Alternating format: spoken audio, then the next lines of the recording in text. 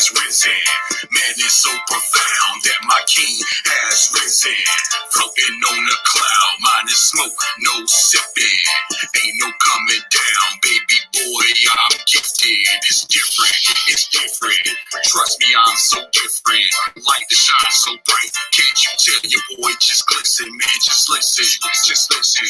GP's a brand new Christian. We can talk about the gospel, how King Jesus did his living. It's a blessing, a blessing. No weapon form, no weapon. I did circles all in your section. No more smoke, boy, you testing. It's a blessing, a blessing. Hold my coat, boy, I'm high stepping over valley and them snares. You don't want to take it there. Let go. The hurt, the pain, the bondage, the chains. Expose the snakes. Rebuke it, maintain it. That's why I'm in the zone. Touchdown, we in the zone. You better watch your tone. Call out next, so boy, get gone. It's on, we up. It's on, we up. It's on, we up. We up, we up. It's on, we up. It's on, we up. It's on, we up. We up, we up. It's on, we up. It's on, we up. It's on, we up. We up, we up. It's on, we up. It's on, we up.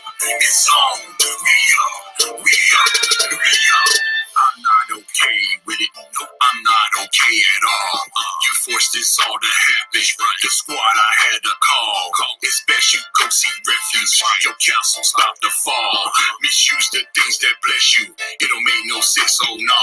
Switch up, another kid sound Paul. Clicked up, bring the truth to all. Get up from the mix up. He equipped us to use this love for all. Read letters written by Paul. Dirty battles fought by Saul. You can play if you want to. What you gon' do? We here to break the walls. Rich wrapped up like some galls. Beat the enemy till he crawls. Alright, we can keep the hype. We can go all night big like shopping malls. Stay clean, call the kid like Saul. Cause the heart been reinstalled. Hit the main line blue time, so follow all the protocols. You heard the pain, the bondage, the chains. Expose the snakes. Rebuke it, maintain. That's why I'm in the zone.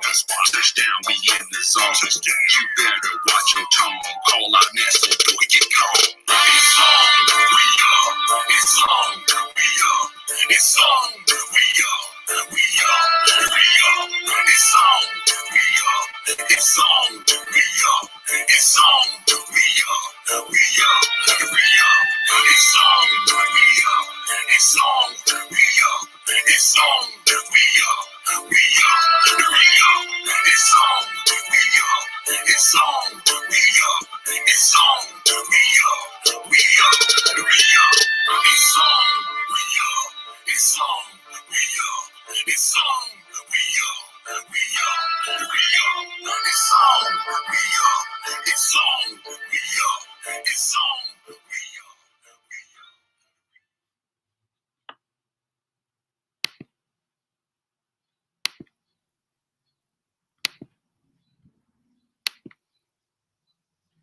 I got another one for y'all.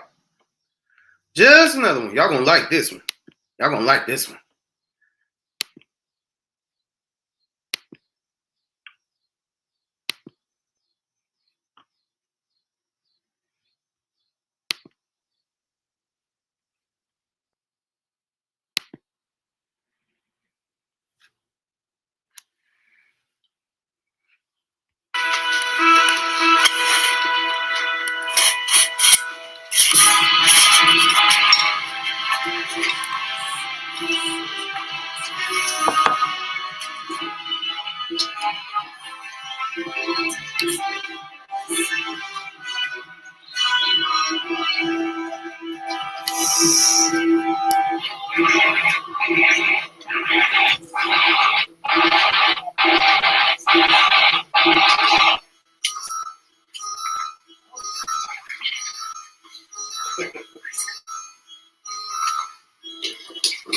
So, what's it gonna be tonight?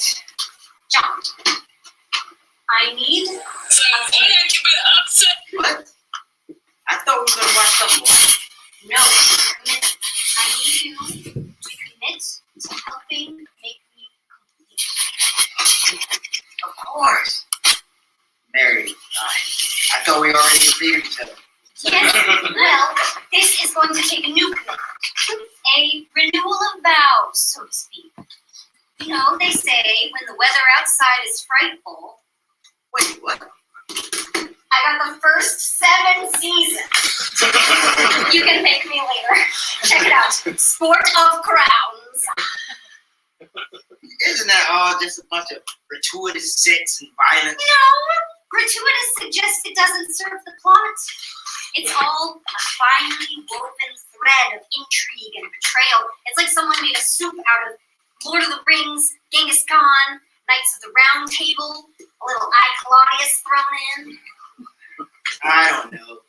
Even as you said, I can't help but think that fresh art is dead. I mean, it sounds very derivative. How many hours are we talking here? Hours? You mean years?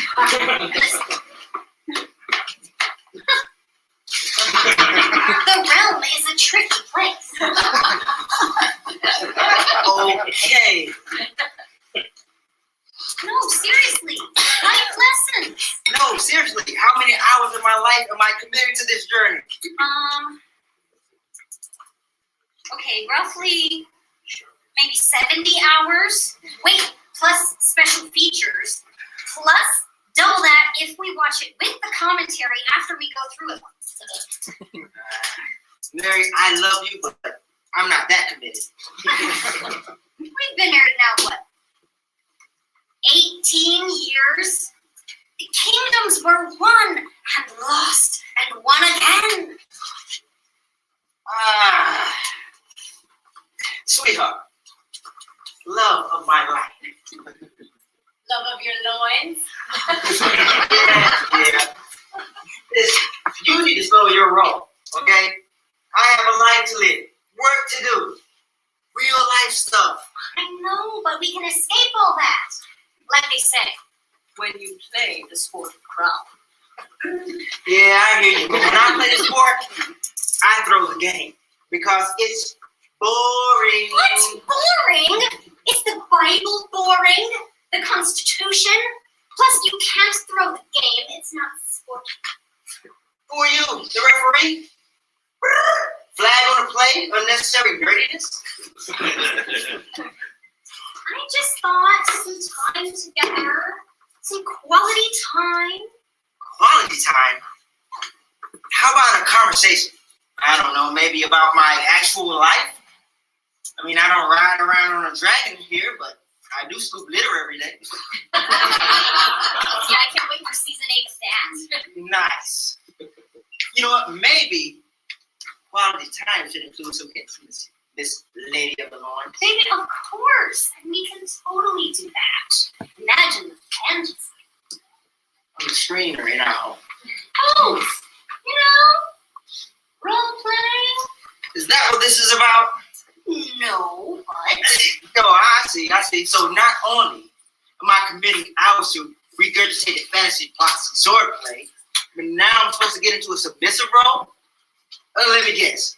A witch? no, you got it all wrong. See, Tyrannus of the Dragon Clan, she's hot. She's in charge. That's me, baby. Which one of these is supposed to be me? My lord, you can be whomever His Highness chooses. Oh, okay. Well, I choose Hallmark. Hallmark? I don't see a Hallmark here. Is he from the mountain range? No, he hails from the realm of the romantic and of relationships. The Hallmark channel. Sappy cornball stories where the end is predictably cheery and unrealistic. Oh, but a lady in a leather bikini astride a dragon.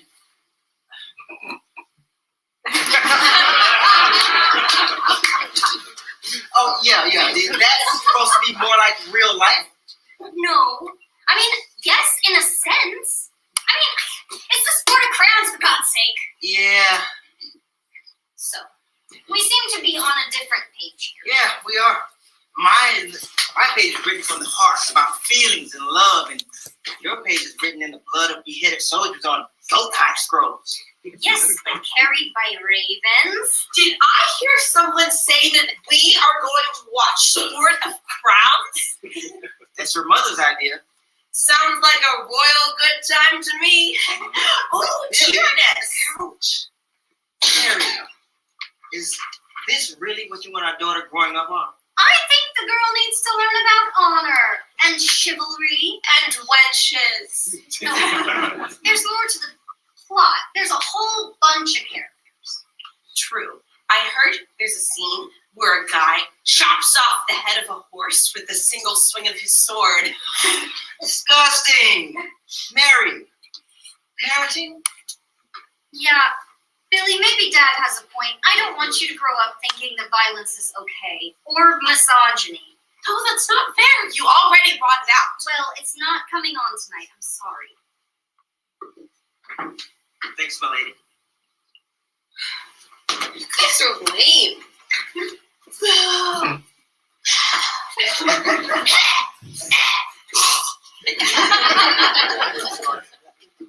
She's right.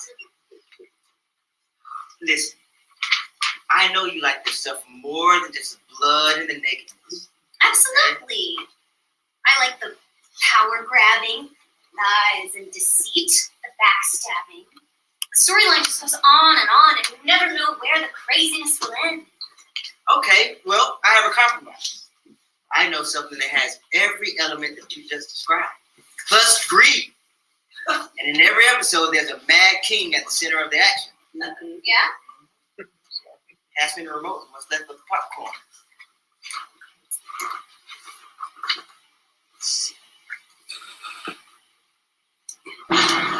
A racist, a con man, a cheat. That's a description of the President of the United States.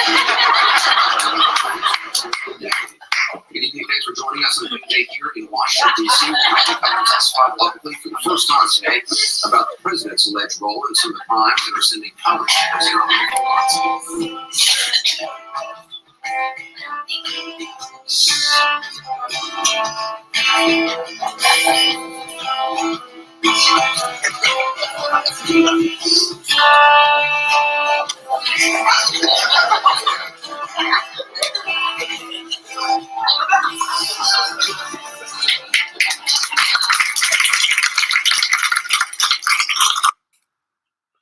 Yo, let me turn this camera on.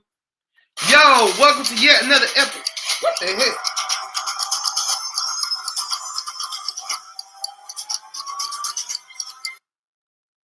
I hate when that happens. Welcome to yet another episode of ADQ's Renaissance. I'm your host with the most, keeping it 100 from coast to coast. Through God I boast. ADQ. It is Thursday, July the 22nd, 2021. I'm telling you, this year is going by faster than an Olympic runner on crack. In fact, yo, I want you all to join me as I am doing something real quick. Hope everybody's doing well. What you all just saw is, Re-Up by my brother, Mr. GP. Check it out. Yo, the Re-Up, the album is coming out 7/31. Also, real quick, I am about to, whatever. Let's see. Okay, I can't answer. Whatever. Like I said, Re-Up. My brother GP album is dropping. Look out for Nove album, Golden Fleece dropping, you know what I'm saying? Also, what you just saw was Sport of Crowns. That was the first play I ever directed it. Who came up with that ingenious dialogue? Who? Oh, God. If I ever do that again, somebody slap me. Who came up with that ingenious dialogue? I'm going to tell you who did. My guest for tonight. This man has written 3 plays. I have directed 2 of them, and I have acted in 1. I've heard this man sing before. Man has a voice on him. The man writes and writes and writes and writes. He writes like he's running out of time. Heard them lyrics before? Ladies and gentlemen, please welcome to ADQ's Renaissance, my good friend Louis Panzer. Louis, what's up, man? That's a hell of a send up, my brother. Thank you. Yeah, it's good to be here, man.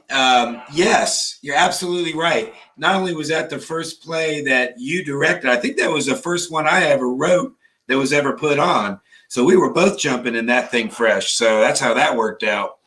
Whoa. Yes. Siren Yeah. playing. I did not know that was the first play you ever wrote and that was put up. Yeah, I think there was a little short something before that, but that was really the first one that was really kind of a full 10-minute built out thing, and it was a lot of fun. It was a lot of fun, and you made it extra fun. And I don't know if you remember, but we switched the roles. So the male role, the female role, we switched it up, and it made it much more funny. And that was directly related to my director right here. Yeah, I was nervous as all get out for that because I was like, yo, I was primarily an actor at that time. I was used to acting, rapping occasionally, poetry, never directing, never. Up until that point, I never have taken an authoritative position in the theater. But I met with Todd Fisher one day. He looked at me and he said, okay, why do you want to do this? Because directing is a very thankless job. They're going to credit the writer. They're going to credit the actors. But not many people credit the director. And I said, because I want to be a well-rounded theater practitioner. Nothing like being a well-rounded theater practitioner. Would you agree, Louis? Absolutely. Yeah, I mean, and you may not think the director gets much accolades, but they are at the center of making that happen. And it's not just coordinating the actors and taking the artist, the writer's vision and sort of making it happen. I mean, you really have to coordinate people's time, their schedules, getting them in there, keeping them on track, you know, making sure they're moving along, getting off script and everything. And so, yeah, it's a much more complicated situation than some people think. If anybody who aspires to be a director out there, if you happen to think that it's just merely you sitting in a chair, speaking into a blowhorn and thinking that you are just merely telling people what to do, I am sorry. It is so much more than that. You are the captain of the ship. But I've learned through the Director One program from Guilford College. It's not I'm telling you what to do. It's we are going to put sauces and seasonings into the souffle, and we're going to make sure that the soup, and we're going to see what sauces and seasonings will make the souffle taste the best, and how's the souffle going to come out. Now, since you wrote the recipe to the souffle, tell people at home what did you thought about it. So Sport of Crowns. It's a pretty thinly veiled reference to the Game of Thrones, which, as you might remember, was very huge at the time. And so that's really what it was based on. Some people were super into the Game of Thrones. Other people couldn't be bothered, and that's just life. I mean, some people are really into the fantasy sort of stuff like that. Other people aren't. And when you get two people together where one person's into it and the other one's not, it creates a pretty interesting dynamic. And I think this happens with people all the time, couples. You know, I like this kind of music. My partner doesn't like that. So if I'm in the car, I can't crank this up for fear of worrying this. So anyway, you just get into that whole thing. So that was the start of it. And then the kicker at the end, of course, and this was obviously in the middle of 4 crazy years, right? Or probably at the beginning of it, of 4 years. So the close on that was kind of interesting. And it was interesting to have the daughter come in, and then you have the dynamic of the family. Well, is really what you want your kids to see is all this, you know, blood and gore and nakedness and all that. Sometimes we don't think about it. Sometimes we enjoy stuff that when you stop and think about whether or not it might be good for your kids, maybe it doesn't feel the same way when you put them in there and they're talking about knocking the head off a horse. So, but you know, yeah, I was going to say, but for you directing, you had a special challenge, and you might want to tell them about that. And that would be. Let me take my brain back. Let me take my brain back a few years. Yeah. Special challenge. I know what the special challenge is. Okay, so this Sport of Crowns presentation was a part of the evening of short plays over at what used to be the Drama Center of Greensboro, what is now Creative Greensboro, right? And Todd Fisher, the ingenious Todd Fisher, who I would like to have on here one day, nicknamed it the Sport of Crowns flu because I'm laughing because everybody got sick except for me. Yeah, influenza B. So this is pre-COVID, obviously, but pretty serious. I mean, influenza B, highly contagious, and we had actors dropping off like flies. I mean, you had to put different people in on the Saturday show, and then you yourself, ADQ, took the stage on Sunday, if I'm not mistaken, because you were one of the last ones standing.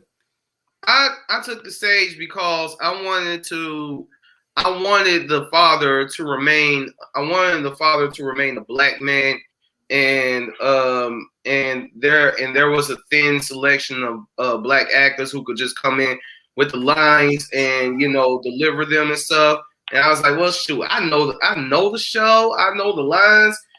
My cousin came all the way from Shelby to see me. So I was like, yo, forget it. I'll step in. It's not something that I do regularly. When I'm directing the show, unless I cast myself in it, I do everything in my power to not act in it. I let the actors do that thing. That's why, Adrian Allen did his thing. Everybody, Sparky, yo. Yeah, how about it? Shout out to Sparky for sure. And she was reading off the page, but she had it going on as far as the timing. You heard the laughs. I mean, the acting. She pulled it off extremely well, and that was last minute. Yes. And Elle King, she goes by Elle now. Last I remember, she played the daughter really well. So I was just so sorry that you all, Jenny, shout out to Jenny. She was the wife during the first show. And through the rehearsals, all y'all got sick, and I didn't. I don't know.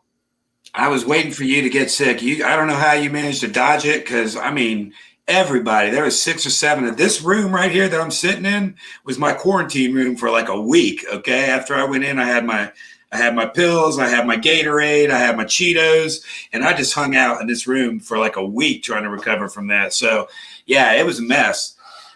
So yeah, you dodged it. And other than getting an upset stomach last year, I still have yet to get sick.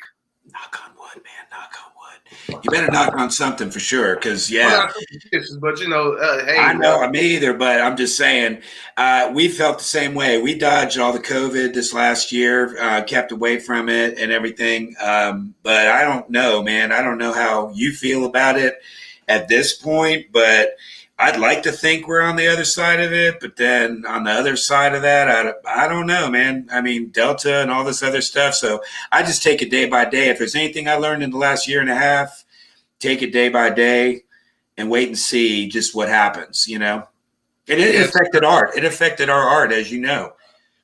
It did. It really did. Which before we get into it, what art came out of it, because I ended up participating in yet another revolutionary piece that you so brilliantly wrote.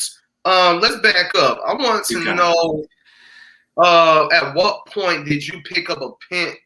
At what point did you pick up a pen or a pencil and say to yourself, I am a writer now? Okay, so it's kind of weird because actually I was a musician for a long, long time. And I had this idea to write this musical about robots and people and stuff. And so I kind of busted that out in the space of about 3 months. And I wrote this whole musical, never done anything like it before, didn't even know what to do with it. It was just if you're a creative person, I mean, you outlet in any number of ways, but that was the first time I'd ever done that. And then I just didn't know what to do. I didn't know where to go. I didn't know who to even check in with. And as you mentioned, Greensboro, at the time, the Drama Center, they had the Playwriters Forum. And so I finished that up around in August of, this is about 4 years ago, I guess, and signed on to go check out the group there. And in September, started joining them. And that's the first time I even took any notice of the idea of writing plays or anything like that. So I had really no idea about it, but found an incredible group, as you know, of people, Todd Fisher kind of being at the top of that, but then everybody underneath there, so many actors and writers and folks of, writing all kinds of stuff, short plays, long plays. And it was very inspiring. So from that's when I really started to write longer pieces. And I know you mentioned I've written 3, but actually I've got 3 full-length plays, a couple of them that have been read, on those 5th Wednesdays that they hold. I think 3 of them that I've had read, full-length plays. Now I haven't had those put on anywhere yet. I don't have the time. I was going to say I don't have the time to do it, but obviously what I'm trying to say is I don't have the time like you had time to do time, okay? Self-directed, self-acted, self-written, the whole thing. I've never been able to get a long version of anything yet. So, but it doesn't matter. Just being around those folks and doing all these things, and folks like yourself, watching people grow into different roles is just excellent. It's exciting. Yeah. One of my favorite scriptures is iron sharpens iron, steel sharpens steel, and it's something about being around fellow artists, fellow creatives that really gets your juices flowing. Like I remember when I took a draft of what would become. I'm saying too daggone much. What would become? No, you're good. What would become Battle of the Books? I remember I took it in there, and you all read it, and the feedback to it, the way y'all were laughing, and the feedback just really heightened my artistic dopamine, and that's what made me go and like really get to work on it and write it and stuff. So tell me this: with your writing, who would you consider to be a heavy influence? For example, my influence, my person, my guy, my strong influence is the great August Wilson. I look at August Wilson's works, how relatable they are, how when I read it, when I watch it, I feel like I'm watching relatives talk. So what would you say is one of your influences, your main influence? So that's tough because, again, I came into this with this much knowledge about theater, this much knowledge about writing, directors, the whole thing. So I didn't really have a strong background on that. Believe it or not, Hamilton, for me, drove a lot because it began coming from a musical background, seeing the merging of writing and music with a story and telling a story, especially a historical story. To me, that kind of put all those pieces together. And I was blown away by the fact that somebody did that.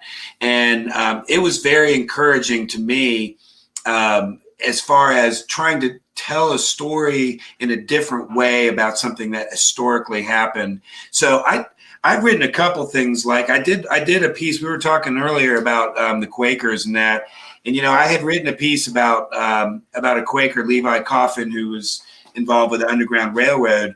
And this gets into an interesting area because I had researched it. I had all this stuff. I was trying to write in that, in that 1820 to 50, language and stuff, and then the plain speak. And I wrote this thing, and then when I was done, I wasn't really sure that I had the right to tell the story. And I don't know if that is anything that y'all have ever covered in here, but it was a real concern of mine. How are you able to talk or tell a story if it's not really your personal experience. It's difficult. And in some ways it can be, again, the last thing in the world I ever would want to be is offending anybody, Quakers, Black folk, anything, right?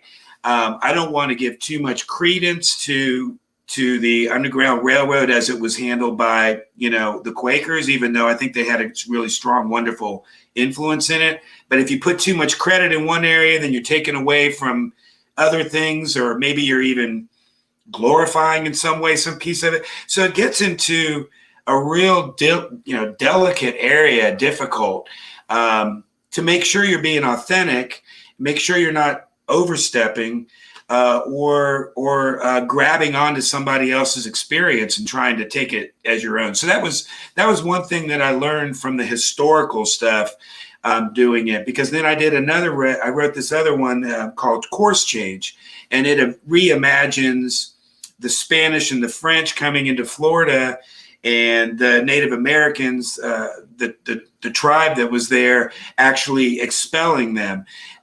So it reimagines this telling of it. Again, you get into a situation as I don't want to step on anybody's toes. I don't want to write something that feels inauthentic. So it's interesting as a writer to have to look in a mirror sometimes and really decide if you're on the right path. Because I remember when you wrote the book, the play about the books, the Battle of the Books, and you first brought those couple pieces in, and you blazed through and wrote the whole thing in like a month, right? You wrote it really quickly. It seems like within a month or two you had it done. Give or take. I was highly motivated because I also presented for Miss Yvette Holder's Sips and Scripts reading group, and I got great feedback from them too. So yeah, if I wrote it fast, it's because I was like super motivated after all this great feedback I was getting. And that motivation is huge, like you said, to be around other artists that are encouraging. Sometimes they're critical. Right. I mean, we've been in there before, and there's some people there that are going to give it to you straight and unvarnished. Sometimes that's difficult for people to hear, but at the same time, for the most part, I would say it's the most encouraging thing to have other artists giving you back your words, portraying it, even if it's a table read, and then it gets your brain going, and you start to say, okay, I see now what I heard happening here tells me what I want to do next, for example. And it's a lot of really positive energy that comes out of those groups. It's something that we lost somewhat with COVID. And it goes back to this idea of Zoom. We picked up and did some things with Zoom, and everybody struggled to try to figure out how to be artistic in a world where we couldn't see each other face to face. We did it as best we could. But I know from doing these meetings, even from work and everything, it's just not the same as sitting across from somebody and having a conversation with them than it is to do it through the screens. I mean, we've adapted, but, it's just different. That brings me to HS Data Buddies. So first of all, great actors, great people who were in HS Data Buddy. One of the great actors, your boy right here. Another great actor was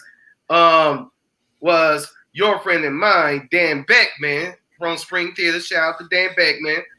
I got to shout out Spring Theater because, I feel like they helped jumpstart this film run that I have been in since November of last year. So shout out to Spring Theater. Much love to them. But was HS Data Buddy based off of a real life boardroom meeting that you've been through during the COVID era? So yeah, so that's interesting because that was obviously written right at the beginning of COVID, right? So a lot of people weren't really still familiar with what to do with the Zoom. And so there was a lot of hilarious stuff that came. I mean, some people did some embarrassing things, right, on their Zoom calls because they didn't realize what they were up to. Other people, they always forget that they're muted. You get into a meeting. In fact, we have a joke about those kind of meetings, and we say you got to put a quarter in the jar. If you start talking and you're muted, you know, because by now people got to know, right? You got to be able to control your buttons. But at the time when it was first kicking off, there was a lot of those kinds of hilarious little moments that you discovered about things. And just to give a little context for people, it was the idea of launching this product that would be the HS Buddy. You don't really find out till the end, but the HS stands for handshake. And it was like you would grip a hand and pass your personal information to the other person, and that's how you would exchange contact information. And of course, at that point, everybody was masked up. Everybody was 6 feet apart.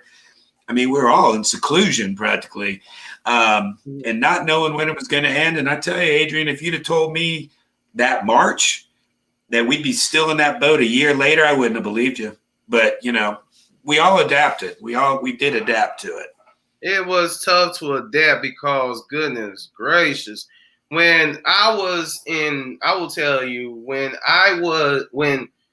Community Theater of Greensboro cast me in Mayhem at the Masquerade earlier this year, and I found myself performing in front of people, not in front of a computer screen, but in front of people and being around people, I almost cried. Because I can imagine. Because, you know, all the screens, Zoom plays, Zoom this and all of that, it was nice, but it just doesn't beat audience reaction. Like when we go up and do, shameless plug right here, when we go up and do Finding Shakespeare, there's going to be people there and it's going to be wonderful. I'm like, that's why I'm like, Lord, I don't know what this Delta thing is that they're talking about, but please, don't send me back into seclusion, Jesus. Seriously, I'm with you. And it just, you know, and the thing about it is if you step back even before COVID, I don't know if you remember, there was like bird flu at one point, right? Yeah, there was H5N1 and what they called, yeah. It never really got anywhere. I mean, it never really did what obviously COVID did, but it just lets you know that the world is so intertwined, interconnected, that people on airplanes coming back and forth from countries. I mean, it doesn't take much for some hybrid virus to get out and get around. This was a turning point in all of our lives. I mean, it was a year of our life that I read in the paper today that life expectancy is actually down as a direct result of COVID. So if you look at it, you know, extrapolated across everybody, it took a toll. And it's just, you know, so from an art perspective, motivating yourself when it was just a screen was a whole thing. So I get why you were like ready to cry in front of actually being in front of people. I didn't know how to handle myself the first time I went to a grocery store without a mask on. I actually felt like, you know, I should be masked up maybe, but I had my vaccine, so I guess I'm good. And now they're saying, well, maybe not. So I don't know. I'm just praying like you, praying to Jesus that this is going to just coast on out. We'll be done with it before you know it. Hopefully. But thinking about the Zoom, thinking about that Zoom thing though, I had this thought and you know, we had that evening of short plays you were talking about, and they did one of them where it was all Zoom. So they did the spring one. It was completely Zoom, and I had a play in there, and it was about Thanksgiving.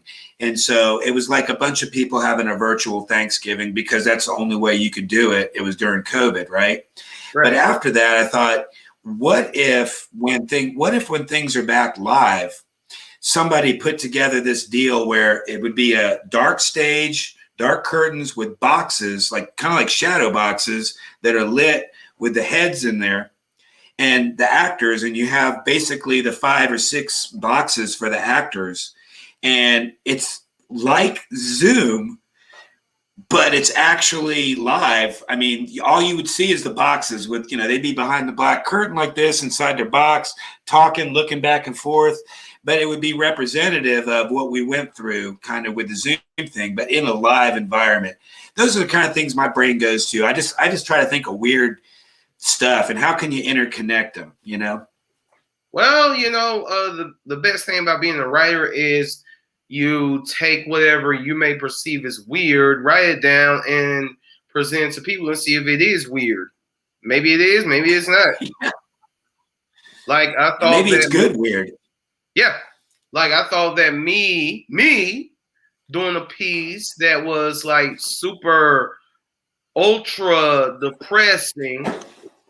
I thought that was a weird idea because I'm normally a happy. I'm normally a time.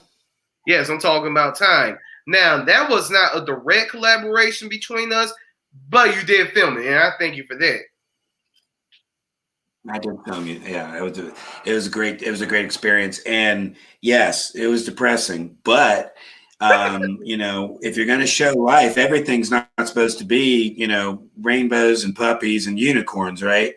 I mean, and I think one of the things that you did with that piece that was really important and can't really be overstated is it gave a voice to depression, to people who might otherwise hold that up and not be open about it and not look for help or know to ask for help. So in those cases, sometimes something that's a little depressing can actually help other people, which I think is great. I agree because so when Robin Williams would have been 70 years old today, right? When I didn't know that, but that's either yesterday or today. But when he died, everybody was like, but he was such a happy person. He was such a happy spirit. He was the genie. He was Adrian Cronauer. He was Miss Doubtfire. How could he was rich, famous. How could he have possibly been depressed? But there's this other podcast out called Midnight Miracle, right? With Yasin Bey, Talib Kweli, and Dave Chappelle. Dave Chappelle and Yasin Bey are talking about how once they were at the Laugh Factory in California and Robin Williams just happened to pop up. And they have a soundbite of where Robin Williams was saying some people are just naturally depressed. And it's like, so maybe Robin Williams was going through depression Maybe that was one of the things he was going through. I know that what led him to suicide, from what I've heard, was the fact that he was being more and more affected by Louis body dementia. And I'm guessing they probably just pictured his life in a demented state, and he said, forget this, I'm out of here.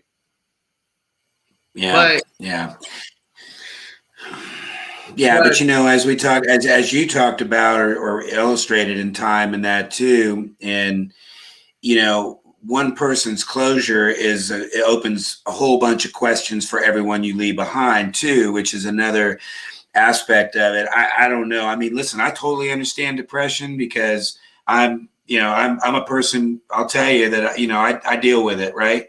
And those of us that deal with it, it's on a myriad of different levels. It doesn't mean I walk around all day sad. Doesn't mean I sit in a corner, you know, but some people do. But I mean, it just means that you've got a different take on things. It doesn't mean you can't enjoy life. You know, it doesn't mean that you can't produce art or, like in Robin Williams' case, be funny. In fact, a lot of those folks who put on the happy face and go out there, that's all to protect what they really feel inside, which is pain. And it's covering up a lot of pain. I agree. And anybody who knows me would know that, you know, I deal with it too. I mean, I didn't just pull time out my behind.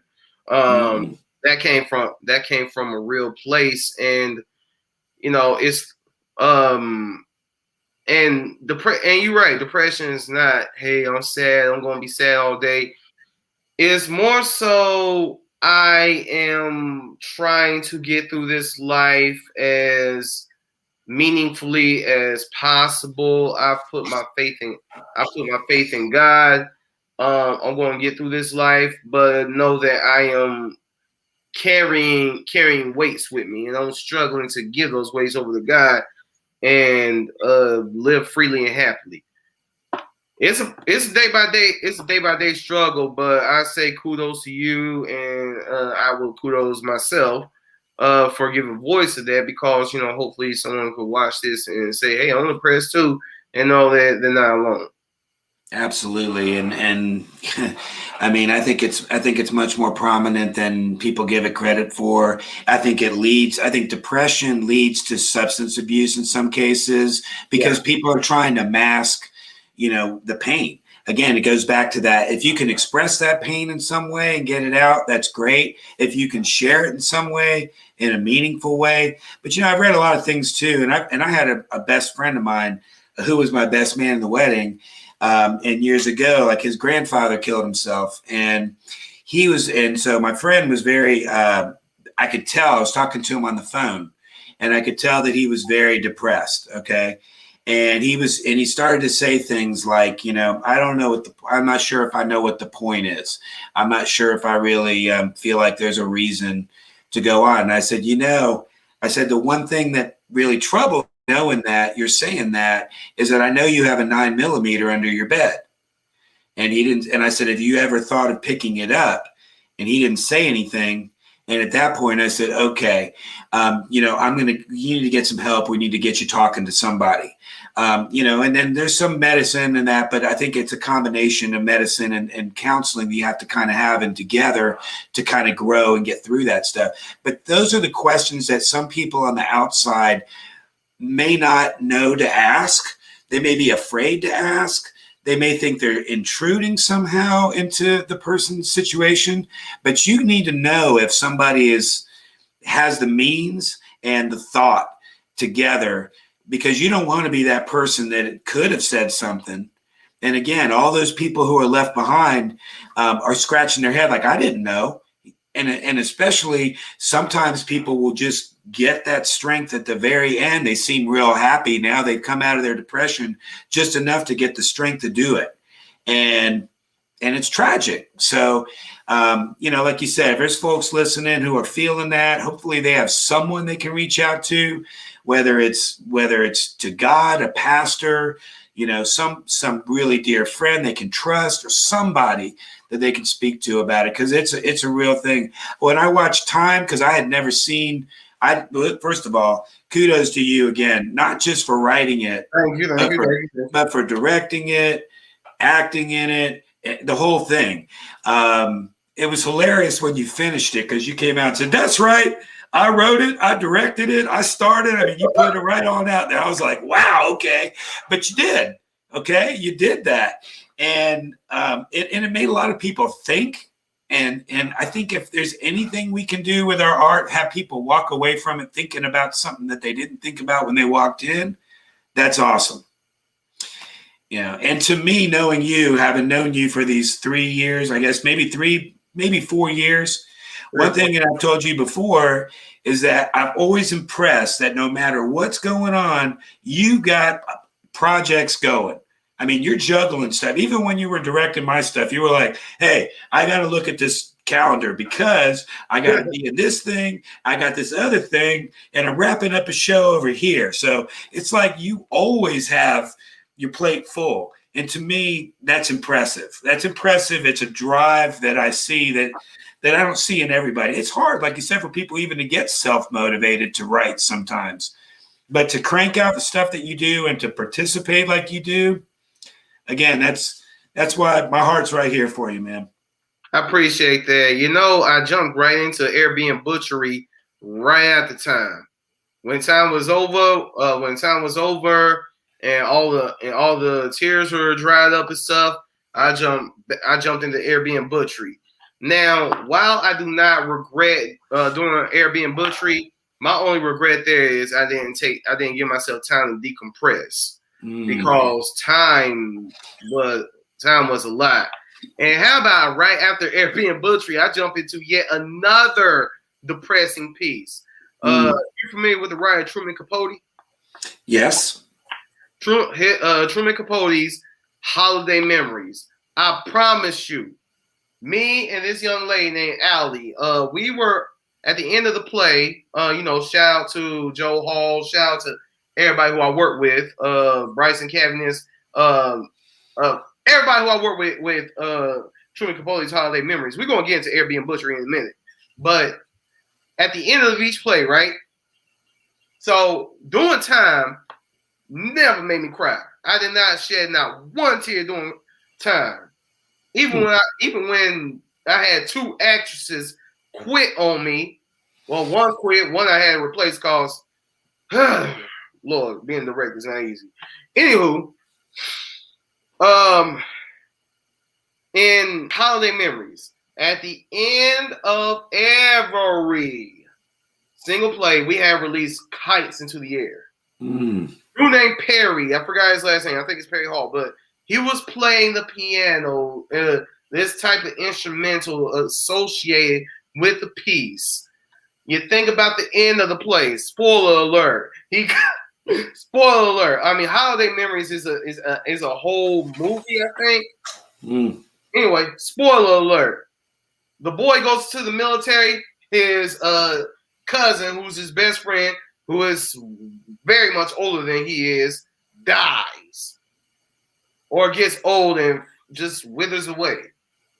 Man, I tell you, I cannot help but just boom, they just come on out after backstage. I was like, Lord, I'm back here crying like a little punk. I can't take this.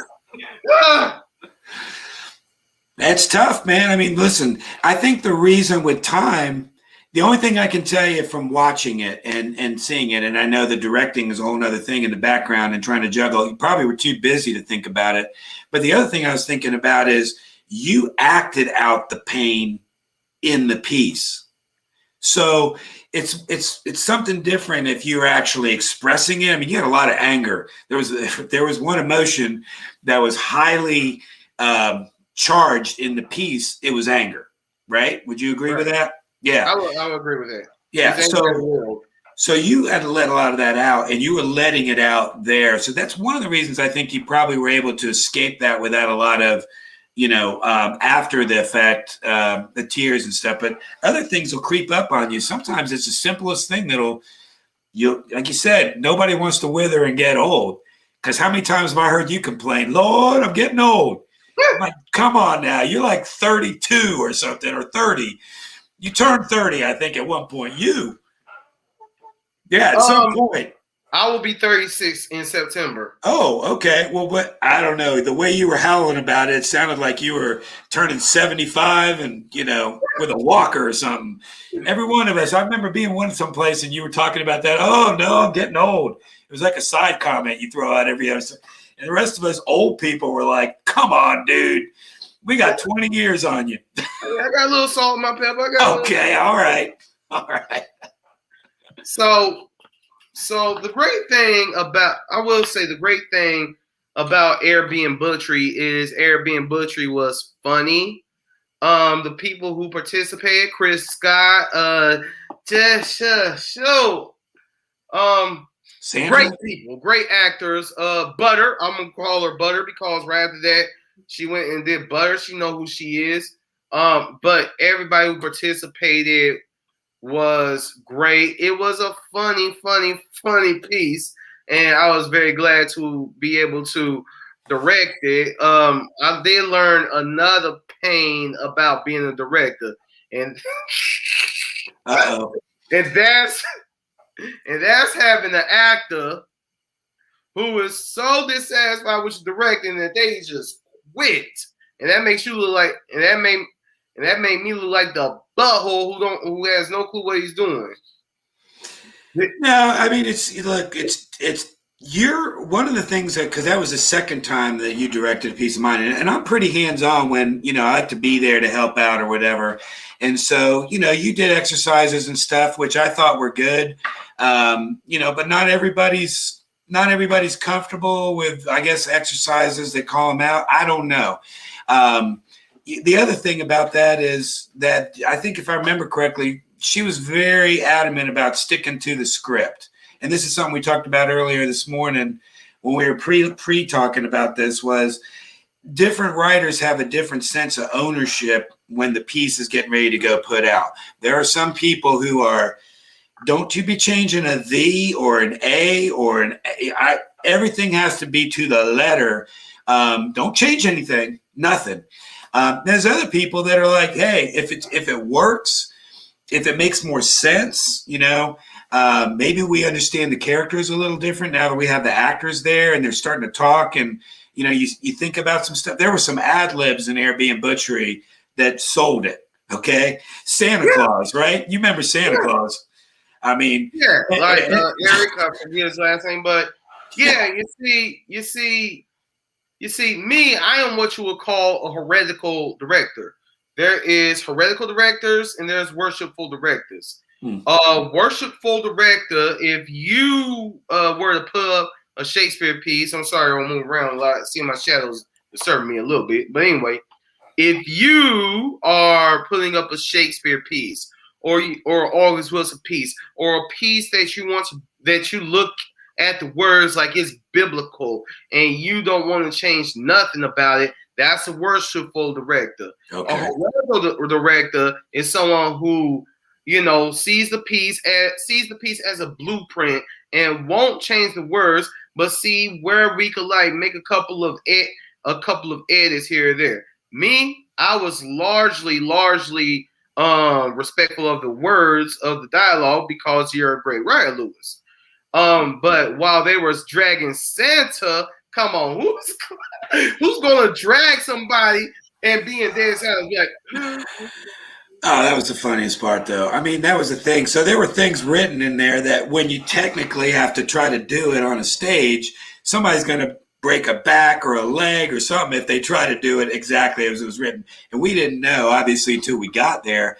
But the modifications that were done, they added to the hilarity of it. And I think the comment he made that was so funny, the ad lib had to do with, there's something to do with, you kidding me? This guy's 200 pounds, half of it's his beard.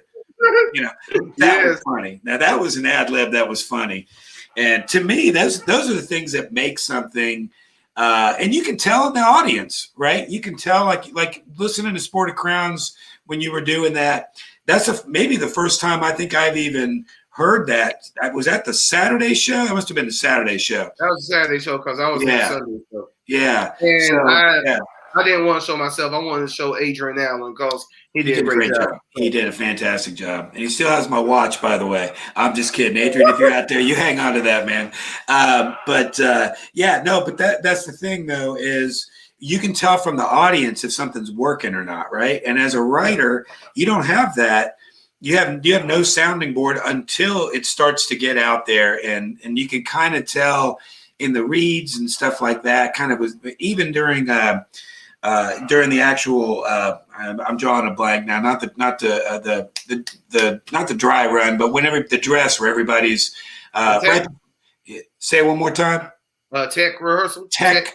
Thank you. See, this is how ignorant I am. But yes, the tech rehearsals where you start to get some people in there in the audience kind of around other actors and stuff. And then you start to go, oh, yeah, okay, I'm starting to.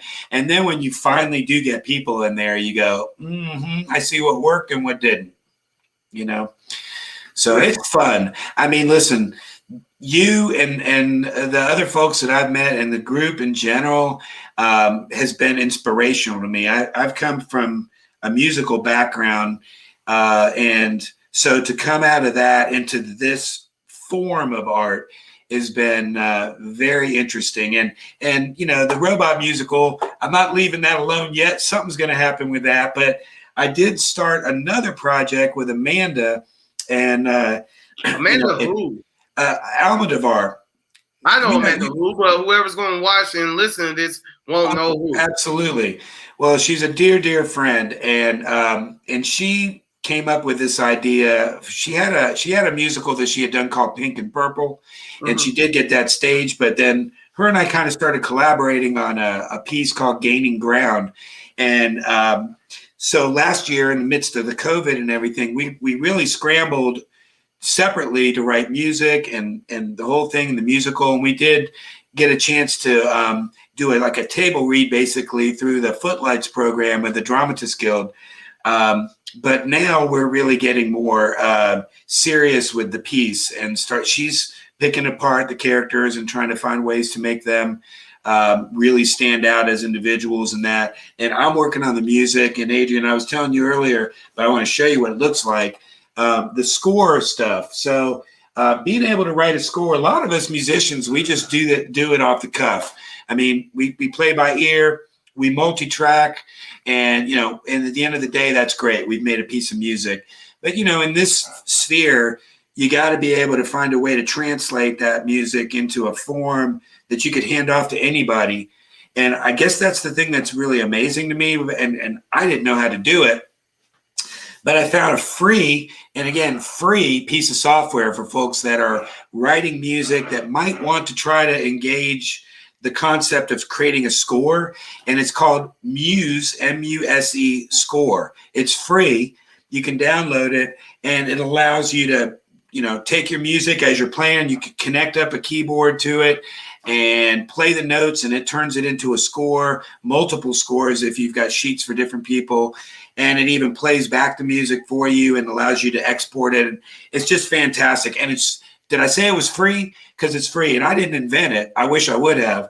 But I tell you, it took, for me, music, it took it to the next level, being able to actually do a score. And you think about music differently when you're having to do it, with the I guess the math of it, making sure everything fits to a metronome and gets out there in the notes and the rest and stuff. It's fascinating. But I'm excited to be working with her on Gaining Ground, and we're hopeful that we'll get a chance to actually put it out there on a stage next year. That's what we're hoping.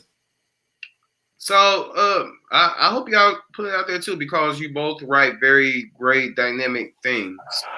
Thank you. Really, having read some of what she's written, and having directed some of what you've written. Thank you. I want to know though. Aside from me, if you can pick any director that you wanted to direct Gaining Ground or any of your future projects, who would you choose? Anyone.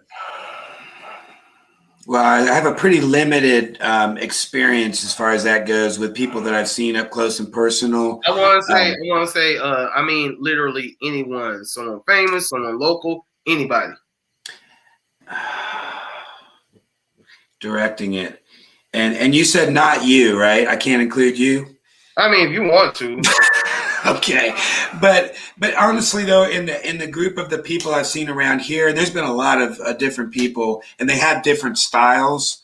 I have had a piece. That piece I was telling you about, the Thanksgiving one, the Zoom one, was done by Mike Brannon, and I've come to kind of respect him. He's got a different style than yours. I actually directed something this year too, which I'd never done, which was a radio play, and didn't have the first clue as to how to do it. Didn't know anything about it. But my style was very relaxed and different.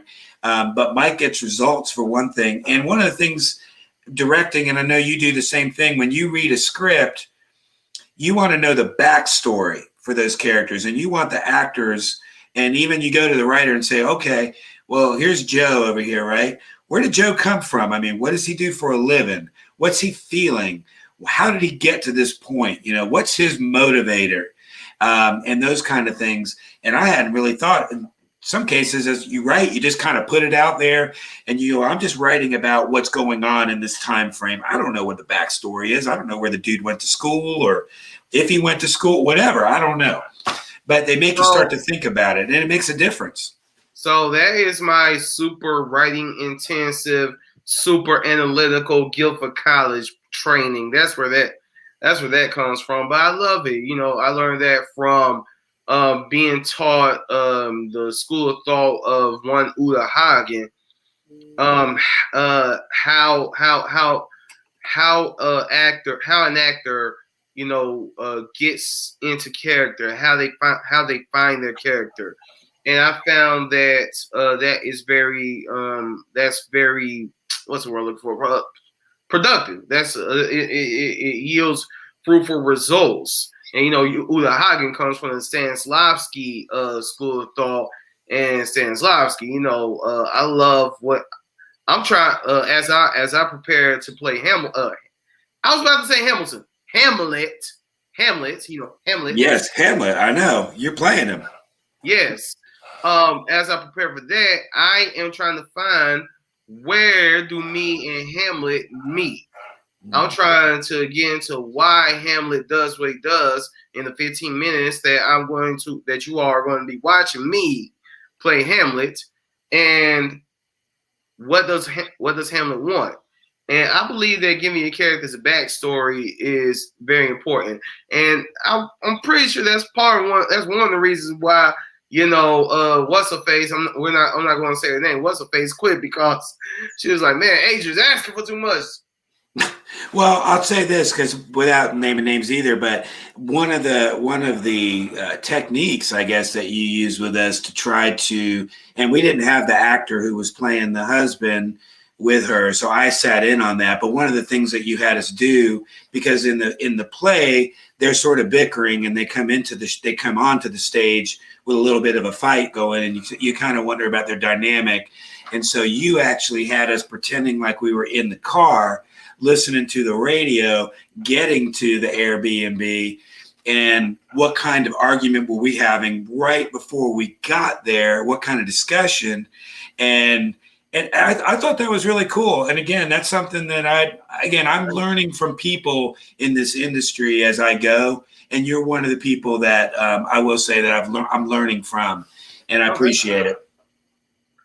But thank you. With that being said, what director do you want to direct your next piece that you put out to the world? If we're given the opportunity to do it, I'm gonna defer to Amanda. How about that? See how I kicked that can down the road? I kicked it down the road. I'm gonna say Amanda, since she wrote the script, I'm doing just the music primarily on the musical. I figure she'll probably figure out who she wants to do it or who will do it. To me, honestly, and this is something we've learned from this local situation, is you never know who's going to end up with your piece, right? Even on the radio things or the short plays or any of that stuff, you just really don't know. All of a sudden they're like, okay, we picked your piece, and eeny, meeny, miny, mo, here's the director we're going to go with. Or if somebody says, hey, I really want to do this one, and so they get it, and it's news to me. I mean, I don't know. So I'm blessed and fortunate that you fell into my lap, or I fell into your lap, or we fell into each other's lap or something. But it worked out. And so far, I take this all as a learning experience, not just for me, but even for some of those directors that are still trying to cut their teeth on it. I mean, we're not in Broadway, so I mean, we're still trying to get to somewhere, right? Right. Well, see, writers like you and Amanda and others who I've seen, y'all are very much different from me, because I know that when I write something, I'm like Tarantino. Tarantino directs everything that he writes. Tyler Perry directs everything he writes. Spike Lee directs everything that he writes. These are writer directors that I think about. I'm directing everything that I write. Okay. Unless I submit something short that I'm just trying to test out, I'm directing everything I write because nobody has my vision. And I feel like if my piece was to fall into the wrong hands, my vision would be somewhat contorted. So now that I have the directorial skill, according to you, according to my wonderful, beautiful cast of Time, according to the great Larry Kirwan, so a SAG actress has called me a great director. If you happen to check the Zoom fest to see Submerged, shout out to Sierra and shout out to Letitia. Anyway, my point is I have been called a great director. So now that I know that I have that skill, I'm directing my stuff. Well, and the positive on that is that you got your thumbprint, right? Like you said, the I guess scariest thing for some writers is, and I've heard about this happening, where they turn over a script, somebody else takes it, they never see it until they come out, and maybe they're showing up at Tech Week, or they're showing up just for the show and they haven't seen any rehearsals or anything, and they're just like, what? That's not what I had in mind at all. Now, I haven't had that happen to me. And again, I think some of it has to do with how deep your vision is. Is it really every little piece, every little light, every little shadow? I mean, every little fade out, every fade in. I mean, is it that exact, or is it the story that when I tend to write, when you were asking before, I tend to be more conversational. Like I do a great job with dialogue. If there's anything anybody said, it's like, oh yeah, it's very conversational. And so a conversation can happen in any number of ways. And then it's kind of up to the director to place some of that action. If there's anything that I lack in, I don't have a tremendous amount of action going on, but again, I'm kind of limiting myself to these smaller theater ideas. But and they're one-on-ones a lot of times too, so there's not a lot of action. But I can totally understand where your vision, well, especially with time, because that was a real personal piece, right? If somebody had Airbnb and butchered that, just to tie that back over to that, you would have been very disappointed, and it would have been personally disgusting. So you wouldn't want to have that happen. So you were able to do it the way you needed to. And hey, you're absolutely right. There's a unique thumbprint from Quentin Tarantino, from Spike Lee. Their joints when they put them together. It's them. I mean, that everything was set up in such a way to be done that way. I think even Scorsese's probably that way.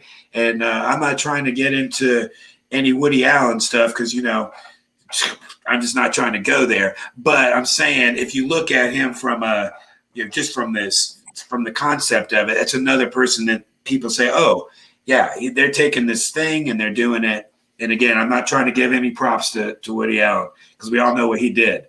So he knows what he did. But I'm not going to go. You're just merely observing and complimenting whatever style he has left.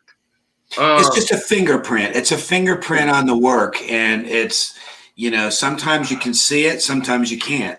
Sometimes it's hard to tell because it's a group of people that all kind of, and sometimes it's a singular actor that makes the difference, that you start to change the piece around because they're so dynamic or so relevant to the thing. It's like they suck up the room almost, from how big they are with it, to where you almost want to change it around to be more focused on that individual. But I've been reading about Mike Myers and some of these other folks that have done a lot of directing. I mean, he's passed obviously, but that's a guy also that was willing to take a piece of work and say, yeah, I don't think this is going to work like this. And then you got to have that complicated conversation with the writer and say, I see what you're trying to do, but this got to go. We got to cut this. We got to splice this. And I'm sure with film, it's different, and even more so. And you're more familiar with that. You got an IMDb page, if I'm not mistaken. I do. Yes, sir.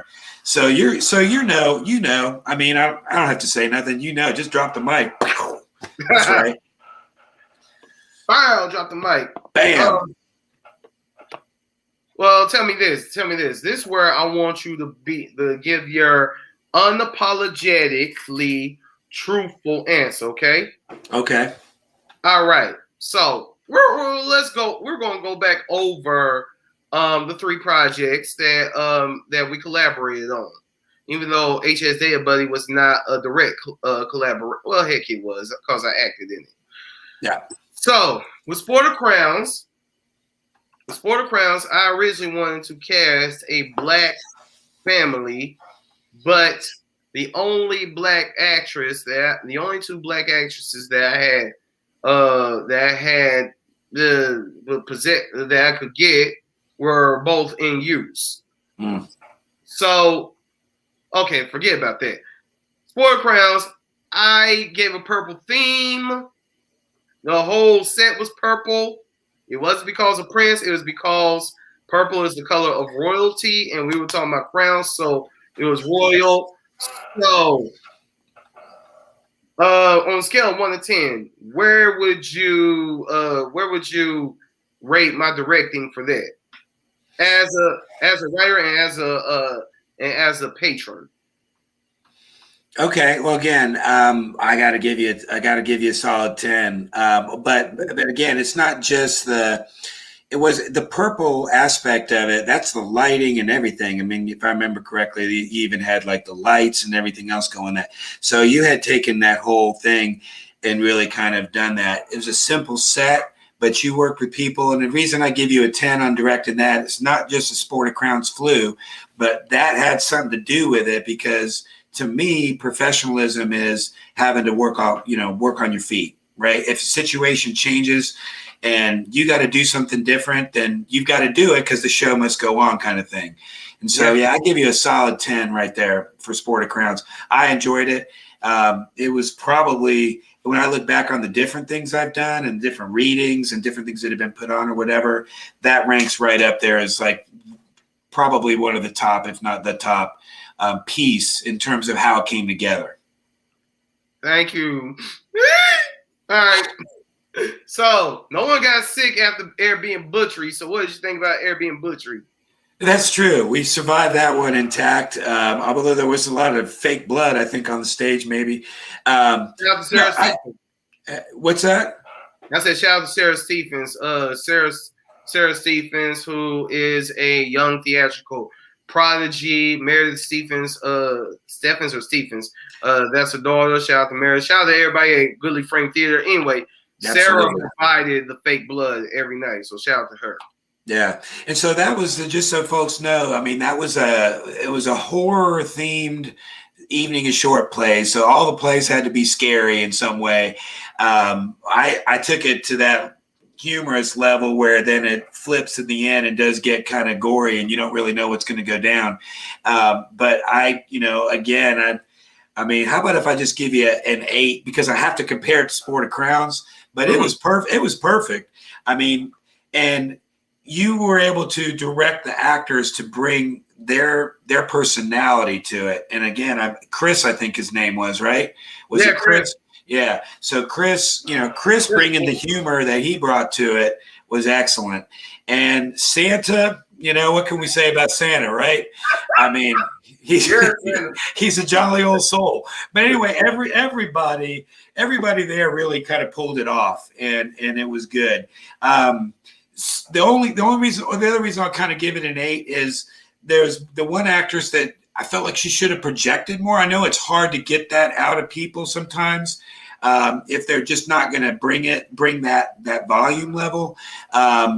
It felt like it was a little soft, So again, you told me to be brutally honest. So she was the only one that I would say it was hard to hear sometimes, and I know it's just difficult, obviously. And it's hard to be able to tell someone you need to raise your voice, right?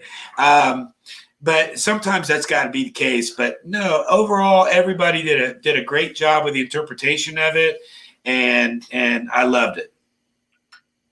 I see the actress that you're talking about. She is predominantly a film person, and I learned this. Okay, so here's the dynamic between being a film actor and a theater actor. When I started doing films, directors had to tell me to tone it way down. It's this most subtle stuff, right? The real subtle, like just the most minor movement and everything carries so much weight, right? Right, but when you are a film actor trying theater, you gotta bring it way up. Yes, right. Yep. Yeah, and it's funny because you see this, and if there's any advice I would give to any, because I've been to a few of these audition situations too, where these people come in, and granted it's community theater, so it is what it is. But some of the folks that come in and they're just really tentative, they're reading real soft, and they're standing there, and you're like, at least read at normal level. I mean, bring what you can to that audition, and don't be afraid of it. Don't be afraid. Nobody else there knows any of those scripts really any better than you at that moment. So just read it, go for it. Agreed. So what did you think of the job that we did in HS Data Buddy?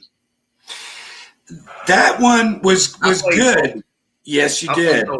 Yeah. And so yeah, I thought that was funny because it did poke fun at the old guy and who didn't have any business, like, you know, being in the Zoom or whatever.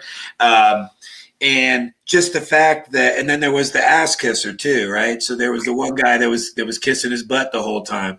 Yeah. And so you get that too in real life. But the fact that they were trying to hawk a product that there was no way anybody was going to buy when everybody had to be distanced, and they had bought like 100,000 of them or something, that was funny. So I thought you did a great job. I thought you brought it there, and so I'll give you another 10. Thank you. It's something about whenever I get to work with Dan Beckman, I'm just thinking, okay, I need, you know, I gotta be on 300. I gotta be on 300 right now. Again, Chapel Spring Theater, but yeah. Thank you very much for that, Louis. Now tell me this: you keep alluding to your musical background. Real quick, not real quick. Take all the time you need. Tell us about your musical background, because you used to be part of a rock band, right? Yeah. Unfortunately, our past is Googleable, right? So if somebody Googles me, they're going to see this guy with like hair down to here holding a keyboard like he's, I don't know what I was thinking. I'm holding it up like I'm about to make love to this keyboard. But, you know, it was a death metal band. So not just a rock band, not just a metal band, tuned down to E flat and a lot of that stuff. Didn't have any idea what I was doing, but I was the first keyboard player in that genre. I guess that's the little claim to fame. So we did a couple European tours and a tour of the US and that. I was like 22, 23. This is stepping back to like 90, 91. After that, I did some other things. I was in like an alternative band, which was a little more family friendly, let's just say. And then I've done some, you know, I've done my own stuff with my own studio. I've got kind of built up my own little studio here. I taught myself guitar, and I guess I've got 5 guitars here and a bass.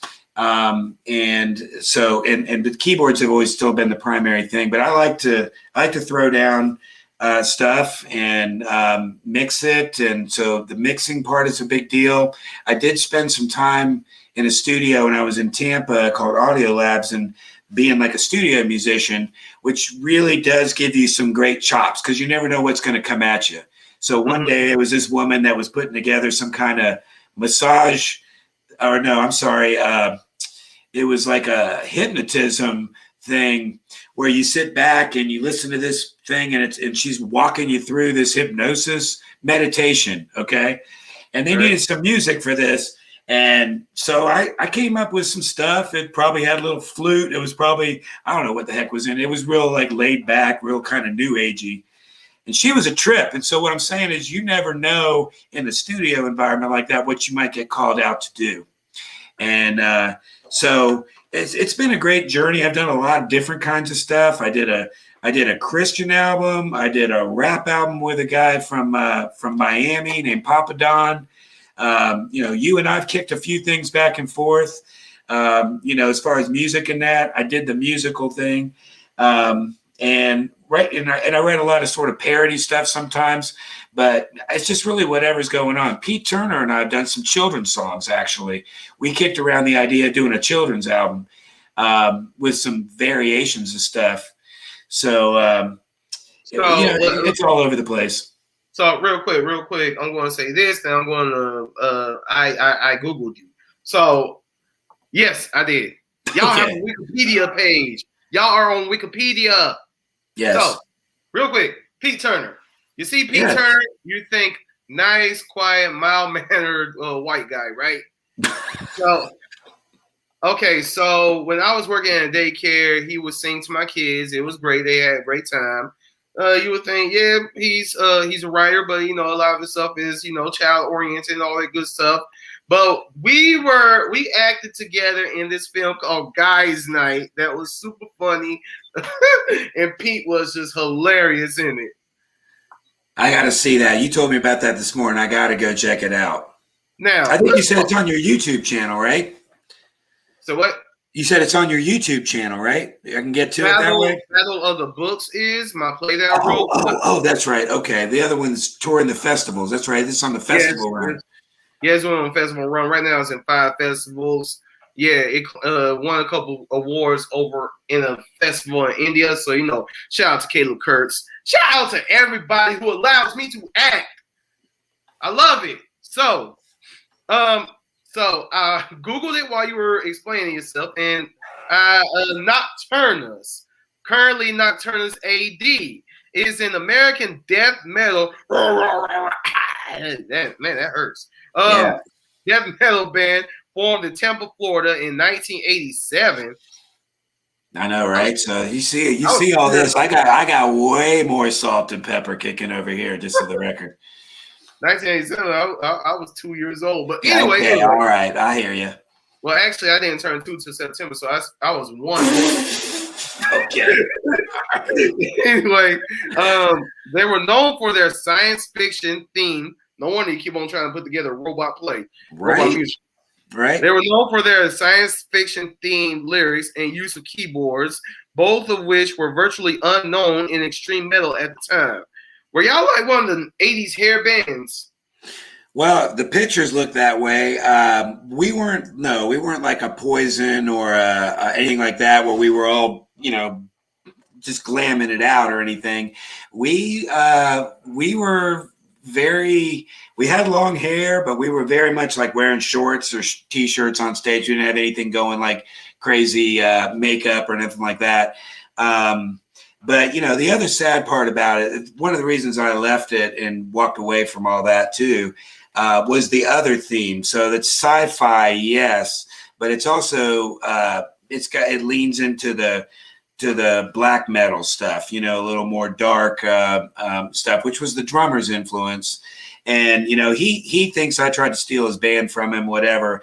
If you read, there's a whole lot of drama that went on because we did get rid of him at one point, and he is still touring around with Nocturnus AD. God bless him. If that's what the man wants to do in his late 50s, is try to put together death metal. It feels a little creepy to me, but hey, who am I to judge? But anyway, to me, it was limiting in terms of the scope. And then, like I said, vocally, like you said, it hurts. I mean, first of all, that ain't singing. Come on now. So there's no way to take it. There are some people who did. We toured with a band that was called Confessor, and the guy had this really high voice, and it was complete opposite of what you'd expect from the growl stuff. But quite frankly, it was an experience. Like I said, not everybody gets to tour and do all that, and especially in their 20s and whatnot. And so I'm glad I had the experience. One of the guitar players, Sean, I was telling you about earlier, it was my best man. He was in the band, and he's still my best friend.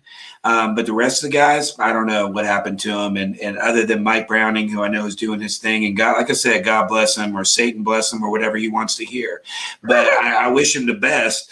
I don't have any interest. If that's what he wants to do, good for him. I got a different life, and I'm very happy living the life I got at this point. I'm not trying to hang on to those 4 touchdowns or something when I was in high. It's just like that stuff's all in the past, but there are people sometimes who pop up who'll go, wait a minute, you were in Nocturnus?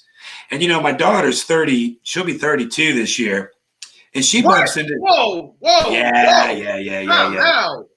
That's only 3 years younger that's only 4 years younger than me. How in the world do you got who's 4 years younger? Well, because you could sire a child, believe it or not. Let me explain how this works to you. So you got a man, you got a woman, and you could be in your early 20s and still manage to have a baby, right? That's how it all worked out. Fortunately, she's super blessed to have her in my life. She's a teacher down in Tampa. She teaches high school. But she'll have friends that are in the metal or whatever, and she'll be like, yeah, my dad was in Nocturnus. What? Yeah, he was in Nocturnus. No, really? Yeah. So I don't know what it is, but some people are really surprised and maybe blown away by it. Everybody has a past. I kind of wish some things stayed in the past, but hey, you know, it's life. So what are you gonna do? The way you were looking, you kind of look like you kind of wish that Nocturnes was staying in the past. Yes, for me personally, yes. I actually, let me tell you a little story about God and how great God is. Okay. After doing a couple albums, I got to the point where I didn't know anything about Jesus, just to tell you the truth. I wasn't really raised that way. And I didn't care if he was going to spew whatever he wanted to say in his lyrics, because I really didn't know any better. And then I discovered Jesus and I was very ashamed. Okay. So I had a garbage bag full of t-shirts and posters and records and all kinds of stuff. And I had it all and I burned it all on a Christmas Eve night. And I wrote a special prayer to Jesus and begged for forgiveness. It's a whole nother podcast probably, but I'll tell you that my life changed from that moment to a different life altogether. I ended up meeting my wife, actually. Now we've been married 23 years. And I met her like 2 months after that. Within 2 months of that, met her. So God is great. And sometimes you have to just get rid of stuff and give it up to God and say, I'm sorry. And Jesus was the only one that could forgive me for that stuff. And thank God he did. So. Okay, so I'm glad you said that, because normally at the beginning of an episode, when I meet when I am talking with a brother or sister in the faith, would you identify as a Christian? I would identify myself as I definitely love Jesus Christ and I speak to him regularly. Okay. I don't attend church regularly. Well, it's not the building, the brick and mortar. It's not for everybody. We pray to Black Jesus on a regular basis, and I'm not going to shortchange it. I'm going to tell you that's who we pray to. Me too. Black Ethiopian hung on a tree Jesus, whose real name is Yeshua. That guy. There you go. Yep. So what's your favorite? So if you don't mind me asking, what's your favorite scripture? My favorite scripture. If you go back to some of my episodes, we talk about God a lot. Okay, I'm good with talking about God.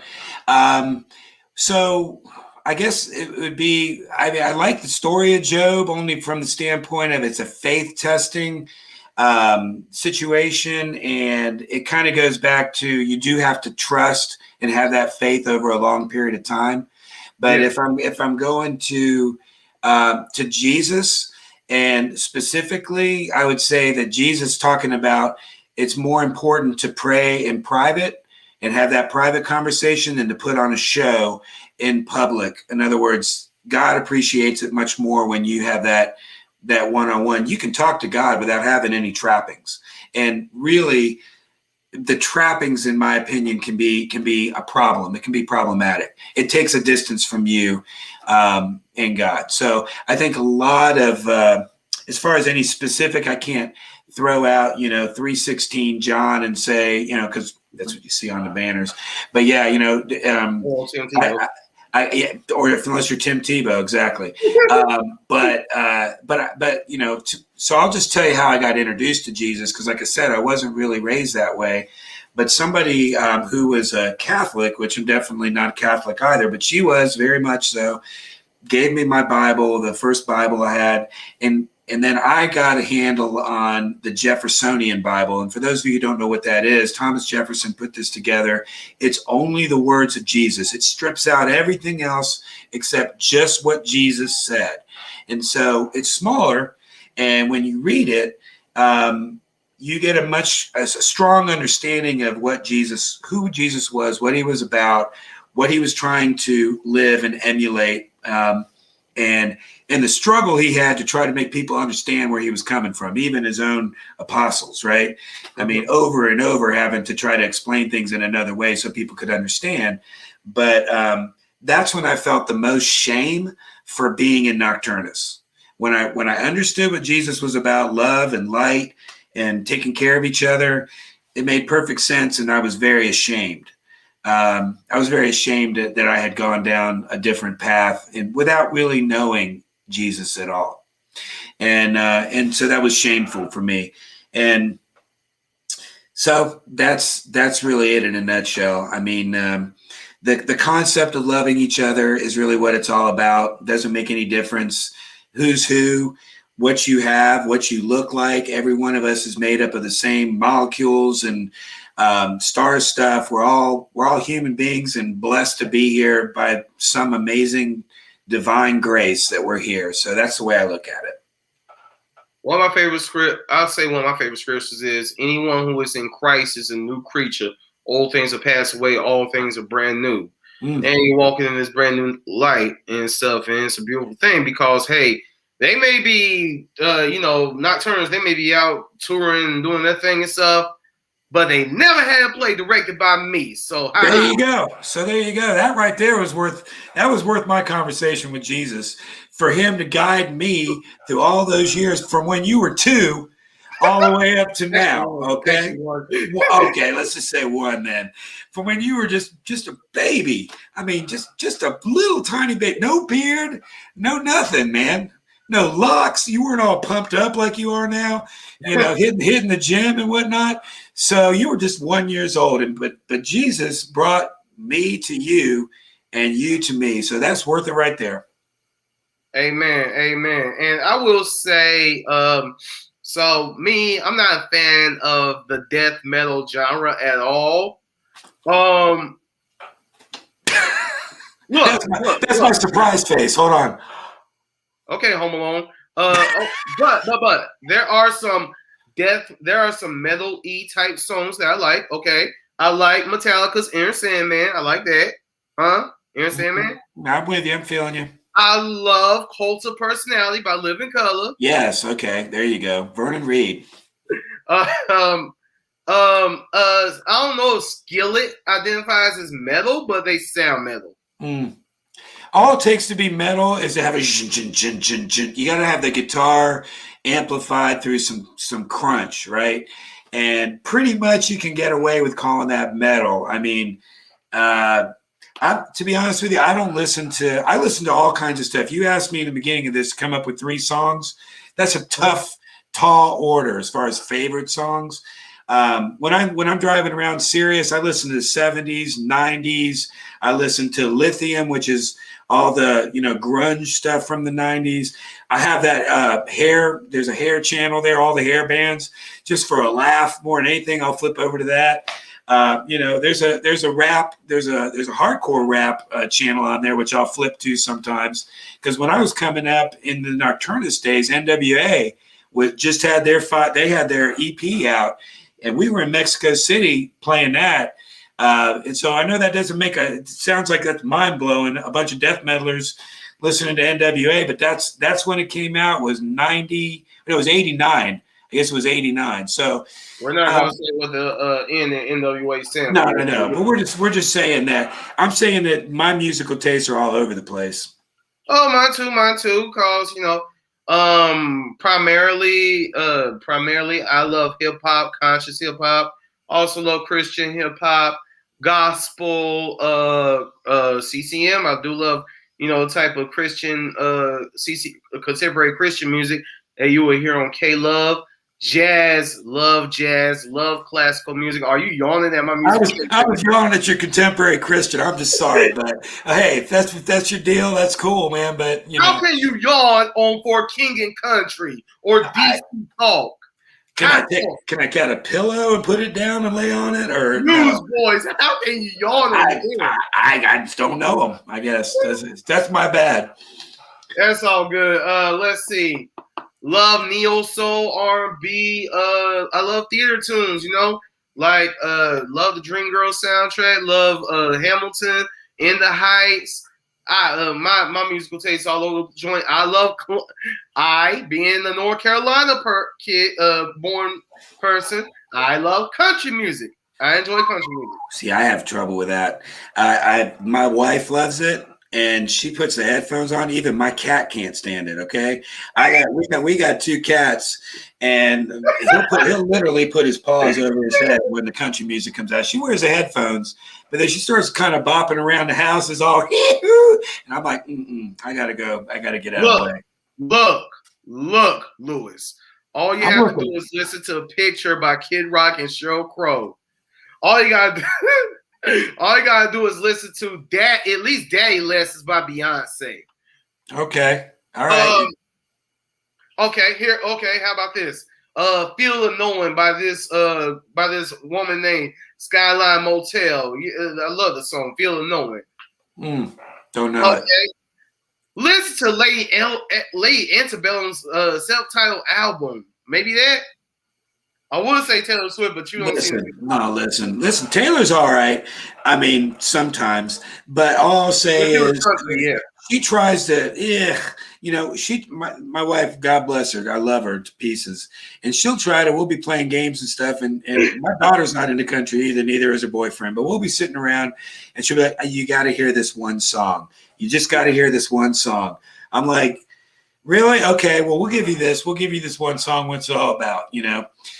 And it's interesting to me to hear some of the country acts now trying to talk about unity, but it feels, I don't know what it feels like. I can't tell you exactly what it feels like, but good. I mean, I'm glad, I guess.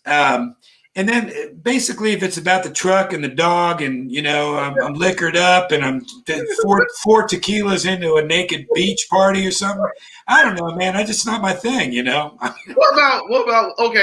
about Blake Shelton's joint "Boys Round Here"?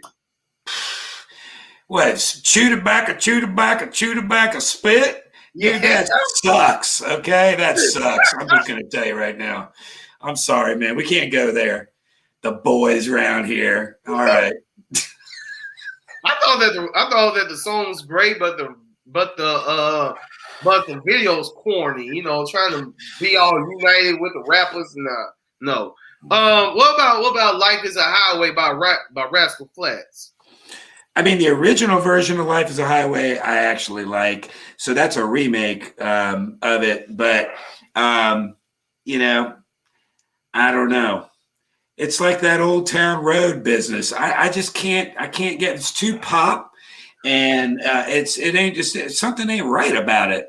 It's too simple, and you throw in Billy Ray Cyrus, and I'm sorry, that just about makes me have to hurl. So God bless him and his daughter Miley Cyrus. Wish her the best too, but she seems so plastic, made out of nothing. I mean, the only song that she did that I like is "Party in the USA." Okay, right? Yeah. This is Wrecking Ball. Wrecking Ball, baby. Wrecking Ball. No Wrecking Ball here. No. Now, as far as Old Town Road goes, I'm sorry, y'all. I'm not homophobic, but I'm not a fan of Lil Nas X at all. I don't like nothing he does. Nothing. You didn't see him on Saturday Night Live, did you? No, I didn't. I'm glad I did. Yeah, I saw him on Saturday Night Live. He's certainly being himself. I'll give him that 100%. I mean, if you want to talk about folks expressing themselves, hey, he couldn't express himself anymore. And I'll tell you someone who expressed themselves beautifully and so beautifully that this person was another reason why I had the whole set of Sport of Crowns purple. Prince. Yes. But guess what? Prince had a Prince. I'm pretty sure there were people who thought that he was gay. You know what I'm saying? Because he had a perm, he wore makeup, he wore high heels, but he made a whole song called "If I Was Your Girlfriend." I don't care. Prince was freaking great. He tore it up too, bro. I mean, I'm going to tell you right now, he was anything but gay. But I'll tell you this: I've seen before, like on the Facebook, where you do the whole Michael Jackson versus Prince. Dude, hands down, Prince. And I've read his I've read his biography. I'm sorry, to me, hands down, Prince. To me, I know. So okay. Well, we can have that debate too. But Michael Jackson danced all over him. Because of what? Michael Jackson danced all over him. I'm sorry. Prince was a musician. He was a musician's musician, but that's why it appeals to me. Okay, from an entertainment standpoint, Smooth Criminal and the whole, And also, I will ask you this. I'm sure you've seen The Wiz, right? Yes. Tell me that Michael Jackson didn't act better in The Wiz than Prince did in daggone Purple Rain. Okay, but here's where we got to draw the line. Prince wrote Purple Rain. He directed Purple Rain. Okay. He started like you. He was like a early version of you, man. Okay, or you haven't had that connection yet. But what I'm saying is, and you read the stories about how he was able to get that to come to life and everything that he did. And you're right. I'm a musician, so I always lean more into those people who write the music, and to me, that's the genius of it. But you're right. There's entertainers and folks like that too. So I can't take anything away from them. But to me, if we're just talking musicianship, I mean, it's just Prince all day long, and tragic. Both of their losses are tragic for sure. Yes. I cried with Michael Jackson. Now listen. The reason why I lean towards Michael Jackson is because my mom used to bump Off the Wall on repeat when I was little. I had no choice but to be a Michael Jackson fan. Michael Jackson was ingrained in me. My parents, me, my mom, my cousins, and my aunts, we would watch Jackson's American Dream. But when I would flick the channel and try to turn it on Purple Rain, they'd be like, "You burn on the Well, you also got to hand it to Quincy Jones, okay? And if you want to read a really good autobiography as well, his book Q. I mean, all the different stuff he was involved in, going back into the 60s and late 50s with these jazz people and stuff, and bringing things together. And I mean, just being able to me, writing music, you know, there's sort of like two kinds of writing. There's the writing that I used to do mostly, and I still probably do mostly, which is from the ear and get an idea or a theme and you build on it. But to sit down and be able to sit and write scores, and that's Quincy Jones all day long, you know, to be able to sit down and figure it out for all these instruments and do that. It's astounding. There's actually a movie, it's called Score, and it's all about how music is written for movies and how historically, and everything from Jaws to, you know, everything from the time they introduced music into movies, and it brings it all the way back through Star Wars and all that. And you see these people sheet reading music for the first time. They're looking at it, sight reading it, never seen it before, a whole orchestra, and they're and then it's like you got 150 people in there, and they're busting it out. And somebody sat and had to write all that. To me, that's just crazy, like mind-blowing writing. I'll just say, I hope to become a writer to that degree one day. And I'll just say this. Michael Jackson, love Michael Jackson. I'm a Michael Jackson person. But I think we all can agree, it pains me to say this. It does. But I'm looking for a tissue. Hold on a second. I'm just kidding. His music, the quality in his music did very slightly regress just a little bit when Dangerous happened. Because Dangerous wasn't produced by Quincy Jones like Thriller and Off the Wall was. Mm-hmm. And Bad. Was Bad? I'm pretty sure Quincy Jones did that too, but maybe it moved on from there. But again, I'm not trying to take anything away. Michael Jackson, and I think this is another really good example of, we were talking about, just because people seem like they're rich and famous and whatever, they got the world, you know, by the short hairs. It seems like they should just be happy. But you don't know about people. Like you said, Robin Williams, I got a feeling Michael Jackson. I mean, the fact that he was taking what he was taking to sleep means he was wore out. He felt like he had to perform for people. And he was to me, he was wrung out like a towel. Okay. And he was 11, of course. Yeah. I mean, you go back to all the real early Motown stuff, and there's a great movie about that as well. And you look at Michael Jackson first coming in there, you know, into the Motown experience. And Stevie Wonder too is another one. Just went in there when he first arrived there in Detroit, went around to all the different instruments and just picked them up and was playing them. and everybody was like, and he was little, you know. But you're right. Yeah, Michael Jackson, he was put up front and center from a very tender age, and we don't know what the situation with the family was, and I don't want to even hazard a guess. So, yeah, I grew up on Michael Jackson. I grew up on Bobby Brown. When I first saw Prince, you're gonna be ashamed of me for saying this, but when I first saw Prince, I thought Michael Jackson got a haircut and grew some facial hair. I mean, hey, they look like they could be related. I don't know, man. Prince to me, like I said, I'm going to tell you the truth. When I was old enough to be like in the theater at like 16. Well, I guess I was 17 when Purple Rain came out, and I went and saw it in the theater. And I'd be damned if I didn't go out and buy a motorcycle. And I got in an accident on it. It was on my 18th birthday. But there's nothing else that could have got me onto a motorcycle except Prince. And I was just like, okay, you know, how in the world can I be? And then, of course, I got hit by a car on a motorcycle just like a month after I got it. And that's the problem with motorcycles. You don't have a lot of protection. You won't see me on another motorcycle now. But he's the reason I got on a motorcycle. Darling Nikki is probably like the most genius and petty breakup song ever. Yeah, I think he's super witty in the way that he tells stories, that he gets into sexual stuff as well. And he does it in a way that I don't know. He's just stupendous. There's another book about Prince that has all of his writings in it. And from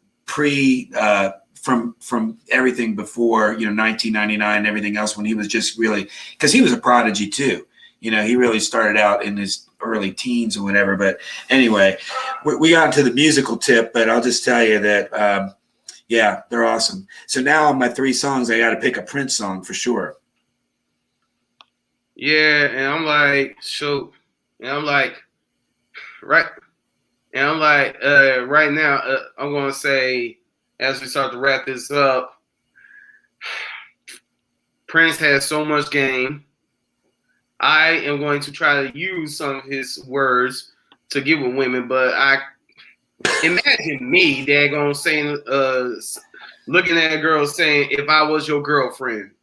You got to be pretty confident. You got to be pretty confident with your sexuality, ADQ, at that point. I'm just going to tell you. Imagine me wearing a perm, high heels, and makeup, and looking at a girl saying, if I was your girlfriend. It's a stretch. And the other thing you don't have is the super killer guitar. I don't have the millions of dollars either. Yeah, that's true too. I mean, for him though, it wasn't even about the money. I don't think the world was ready for him. There's a book about the year 1984 of all the artists that came out in 1984, all the people that were there, and Prince figures into that pretty prominently because Purple Rain came out in 84, and the world didn't know what to do with him. He took the world over. He was before his time. Big time. Yeah. Prince would definitely thrive today, and that's why his legend lives on and on and on. Was 1985 a great year for artists to come out as well? Let me think about 85. I'm trying to think. I want to think that did the Beastie Boys pop out somewhere around in there? 84, 85? I don't know. I don't know about 85. I graduated high school in 84. So, that's the other reason that 84 was probably a seminal year. But like I said, I don't remember much about 85. I think it was probably like U2 and stuff like that. I think in the that was when U2 probably was kicking into gear with like, I don't know, Joshua Tree, or maybe before that. And so there was bands out there that were popping out. The Police broke up, I guess, by 85. I think they were done. Pop stuff like Madonna and all that was going around, but I don't know, dude. I don't listen to any of that stuff. So, plus at that time, I'm trying to think of what I listened to in 80s, 85, 86. I know a great artist who came out in 85. Me. Hey. I didn't drop any projects, but I came out with my mother in '85. Well, that was a moment. That was like that was the birth heard around the world, as they say. That's You right. know, people didn't know it. They were sort of just, what happened just now? I felt like a tremor in the force. Something happened. I guess we're going to find out about that later. Down the road, we're going to find out about that. Yeah, that's right. Down the road. So, Louis, what does the future hold? I know you and Amanda are currently working on your musical that is going to eclipse Hamilton in Okay, sure, let's go there. But other than that, what else you got? What else you got coming up? Oh Lord. Well, I mean, like I said, I wrote that piece, Course Change, which I thought I might do something with. I had another piece that was read that was called IRL. It was sort of a alternative, a strange avant-garde piece of play. I don't know. It's kind of whatever. I got to get some inspiration from something, and maybe this will help me too, just having this combo with you. But I have to have something that kicks it into gear. Mm-hmm. For me, Course Change, which is a full-length play, I wrote it in 10 days because I was motivated. And once I started, I didn't really put the pen down until, the computer down until it was done. So something's going to hit me somewhere, and I'm going to get motivated and do it. I don't know what it's going to be. It's hard to say. Gotcha. So if anybody who is watching this, and people have been watching this, shout out to one person, but it's been at 1, it's been at 2, it's been at 1, 2, 1, 2. That's all right. I've been watching. So if anybody wanted to get some writing tips from you, get some music from you, I don't know, have a jam session with you, how can they get in contact with you? Well, I don't really Facebook. It really, I have like an account, but it's kind of hidden, just for the play stuff. But I mean, people could email me, and it's just my name, which you see here, Louis Panzer 99 at gmail.com. So you can email me. I do, if somebody's got something that they want to do, or they got an idea for something. I've seen where a lot of artists are kind of popping up now. They're like a writer or a lyricist looking for a composer or something like that. Let me know. But I'm pretty well tied up with this Gaining Ground because we have a bit of a deadline going right now to try to get everything put together to get things ready for at some point next year. But hey, if somebody's got an idea, they want to shoot something over, shoot it to me. I'll that's my email, louispanzer99 at gmail.com. All right. And if you are watching this and you happen to be a friend of Louis's and you want to know how to get in touch with me, my email is adq4christ at gmail.com. My Twitter handle is AvenueADQ_85. My Instagram is Dion Chocolate Guy 85. And Facebook, I'm dialing back my Facebook usage big time. I just ended my fast, but I'm dialing it back big time. So y'all only gonna catch me on there. Y'all only gonna catch me on there to promote stuff like this, like Finding Shakespeare, like Letter to a Hindu, which I'll be playing Gandhi in, like just me being dope. Anyway, so check me out, Adrian Dion Quarles on Facebook, ADRIAN DIONQUARLES. Please don't call CIA on me, Louis. Yes, sir. It has been great talking to you. Wonderful talking to you. I do hope that we get to collaborate again one day. I'm sure we will.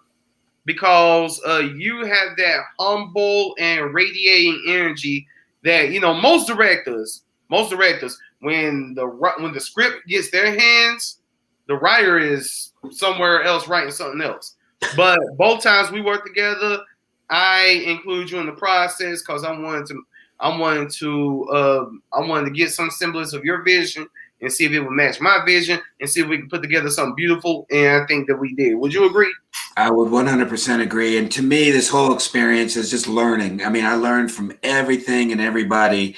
Like I said, even through the pandemic, with the trying to do things for Zoom and writing for Zoom and performing it on Zoom and that, and even doing the musical that we did last year. And you were listening to that, and I know I had an internet snafu. It never fails. But when I was trying to do the music out there, and I think you heard me drop an F-bomb even, because I think you said, hey, this is live. And I'm like, ooh. So, but even with all that, I learned something from every little piece of all this. And I'm looking forward to seeing you live and getting in front of my fellow play peoples. And it's all good, man. Yes, it is. It is all good indeed. Thank you very much for coming through, Louis. This is ADQ's Renaissance. Everybody have a wonderful, wonderful, blessed, incredible day. Go see Finding Shakespeare. Look out for my friend GP's album. Hey, Louis, since you have an appreciation for hip hop too, The Re-Up is the name of the album. The Re-Up. Okay. I highly recommend it. Send me I'll write that down actually. How about that? That way I don't forget. The Re-Up. The Re-Up is coming. August is coming July 31st. July 31st, wherever music can be found. The Re-Up by Mr. GP. GP. Got it. That's right. The Re-Up. I'll hook it up. Please do. Very good friend of mine. Love a man like a brother. This is ADQ's Renaissance. That was The Re-Up. Everybody have a blessed evening.